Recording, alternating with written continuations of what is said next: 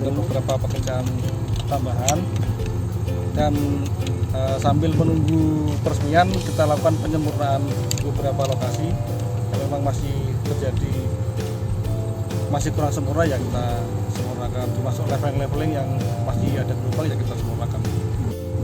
Pak, ini kalau sudah mendekati 100%, lalu untuk rencana peresmian sendiri kapan nih Pak? Tentatif ya, rencana peresmian itu perkiraan di 100 harinya masa setelah kabinet Pak Jokowi, kira-kira di minggu kedua Maret, awal minggu kedua Maret, kira-kira di situ. Aturan kalau sudah dilakukan peresmian ya kita harus buka operasional. Sebelum peresmian? Sebelum Pak, uji Tidak coba boleh, dulu. tetap tidak boleh. Tidak boleh, karena memang aturannya begitu bahwa selama masa sebelum peresmian ya masih dianggap sebagai masa konstruksi dan belum ada tim untuk pengamanan.